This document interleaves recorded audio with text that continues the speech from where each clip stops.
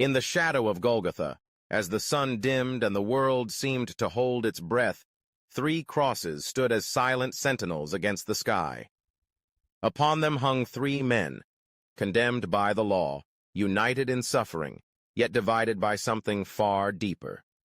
2 were thieves, men whose lives had been shaped by choices that led them to this final reckoning. Between them hung a man called Jesus, accused, mocked, and sentenced, yet so different in presence and purpose. The crowd below jeered and spat, their voices a bitter wind swirling around the crosses. Soldiers gambled for scraps of clothing, indifferent to the agony above. Religious leaders, cloaked in authority, hurled insults, demanding miracles as proof of divinity. In this cacophony of scorn and pain, the first thief found his voice. With bitterness sharp as the nails in his hands, he joined the chorus of derision.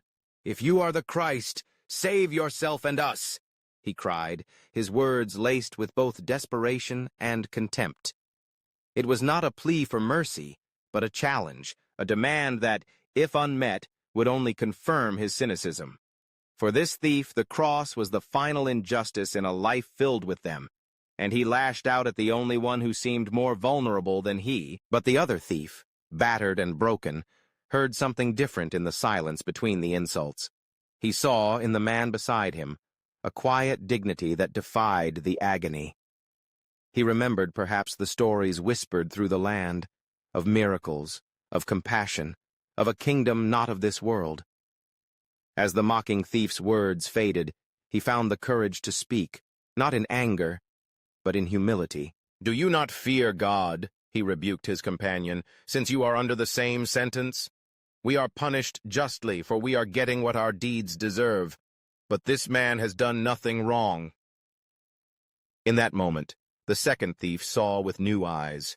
He recognized his own guilt, the weight of choices made and opportunities lost. He saw, too, the innocence of the one beside him, an innocence so profound it seemed to radiate hope even in the valley of death.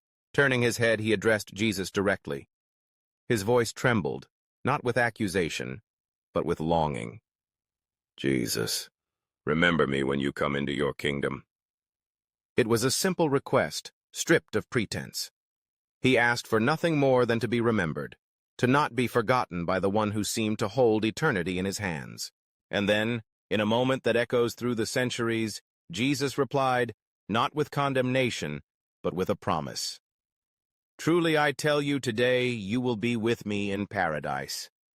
No conditions, no demands for restitution, no recounting of the thief's crimes, only grace, unearned, unmerited, and freely given. In the final moments before death, 2 lives hung in the balance. Both had walked the same path of rebellion. Both faced the same fate. Yet, at the crossroads of eternity, their responses could not have been more different. One clung to pride and bitterness, refusing to see beyond his suffering. The other, in the humility of repentance, reached out and found mercy. This story, ancient yet ever new, reveals the power of a single decision. It is a portrait of mercy extended to the undeserving, of grace that meets us not at our best, but at our worst. The 2 thieves remind us that no one is beyond the reach of forgiveness, that the gates of paradise stand open even to those who arrive at the 11th hour. Consider the first thief. His heart, hardened by years of disappointment and anger, could not accept the possibility of hope. Even in the presence of the one who offered life, he chose to mock, to reject, to close himself off from the possibility of redemption. His story is a warning, a reminder that pride can blind us to the very thing we need most. The second thief, however, shows us the path to grace. He did not deny his guilt or make excuses. He did not bargain or promise to do better. He simply acknowledged the truth. He was a sinner in need of mercy. In that confession, he found not judgment, but acceptance. The words of Jesus to him are among the most beautiful ever spoken, a promise of paradise, offered in the darkest hour. This moment on the cross is a microcosm of the human experience. Each of us, in our own way, stands between these 2 choices. We all carry burdens of regret, shame, and failure. We all face moments when the weight of our actions seems too great to bear. The question is not whether we are guilty, but how we will respond to the offer of forgiveness.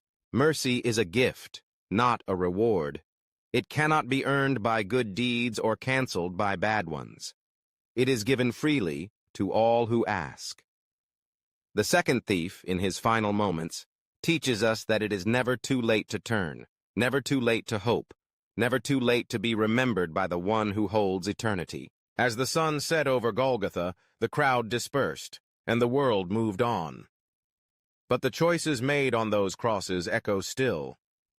Two men, equally lost, equally loved, chose two different paths. One clung to self, the other reached for grace. Which thief are you? The question is not meant to condemn, but to invite. To invite you to see yourself not as beyond hope, but as one for whom mercy waits. To invite you to lay down pride and bitterness, to acknowledge your need, and to receive the gift that is offered. For in the end, the story of the two thieves is the story of us all, lost, yet offered life, condemned, yet invited to paradise. In the quietness of your own heart, consider the choice before you. Will you mock, or will you believe? Will you hold on to anger, or will you reach for grace? The answer, as it was on that hill so long ago, will shape your eternity. The power of mercy, the depth of grace, and the eternal weight of a decision all rest in your hands. At the heart of the Christian story, there is a moment of profound sorrow and unwavering faith, a moment that unfolds beneath the shadow of the cross. As Jesus, battered and bloodied, endures the agony of crucifixion, there stands a solitary figure, silent and steadfast.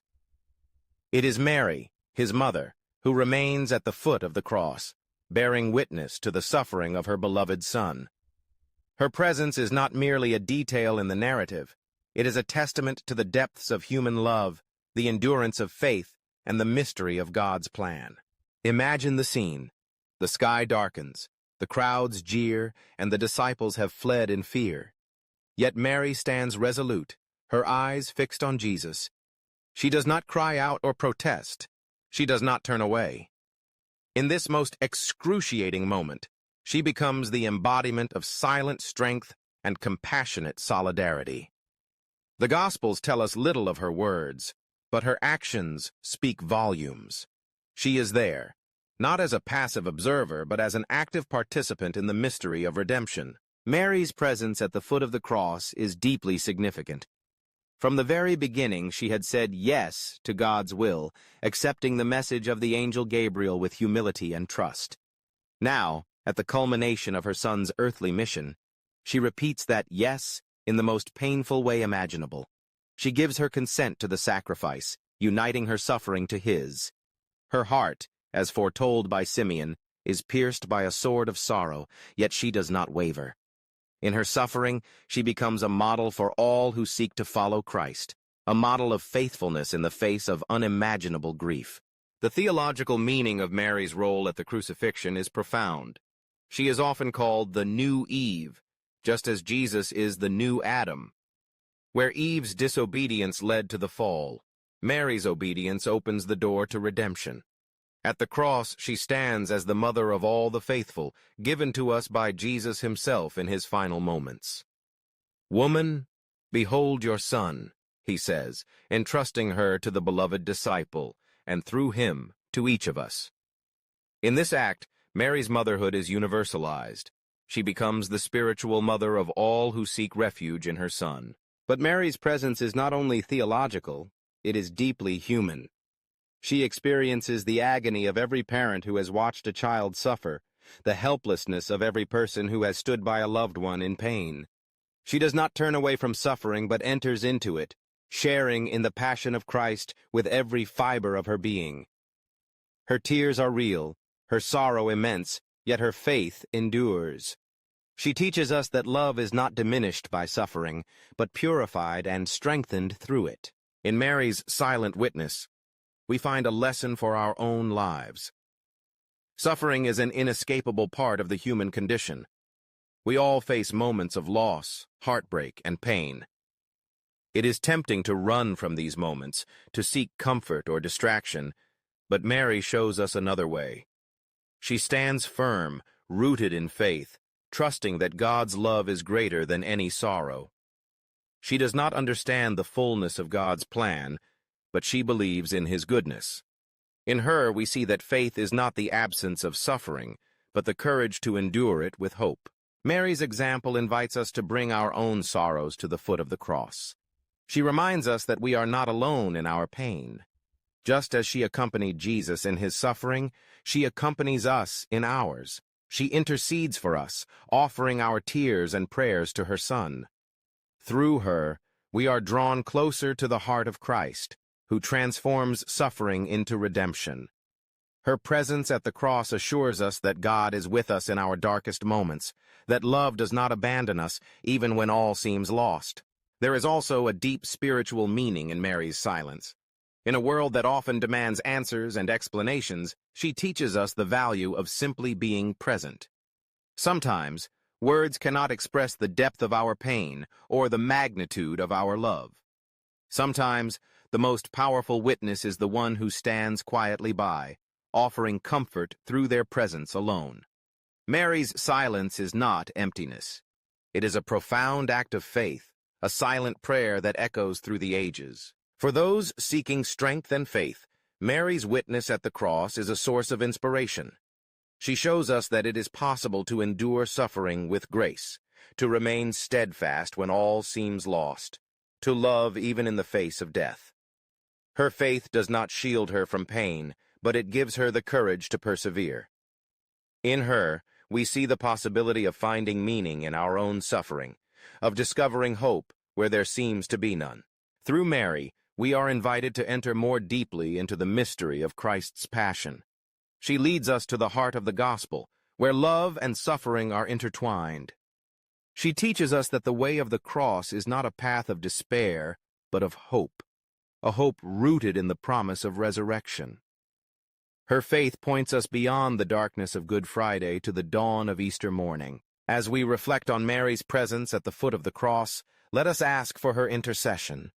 Let us entrust our own sorrows and struggles to her maternal care, confident that she understands our pain and carries our prayers to her Son. Let us learn from her example to stand firm in faith, to love without counting the cost, and to trust in God's plan, even when it leads us through the valley of suffering. In Mary, we find a mother who never abandons her children, a witness who never loses hope, and a disciple who never ceases to believe in the power of God's love. Her presence at the cross is a beacon of light in the darkness, a reminder that even in our deepest sorrow, we are never alone. Through her, we are invited to share in the mystery of Christ's passion, to find meaning in our suffering, and to discover the strength to endure with grace and love. Thank you for watching this video. If you found the content meaningful, don't forget to like and subscribe to the Faith and Glory channel so you won't miss out on more inspiring videos about faith and life values. See you in the next video!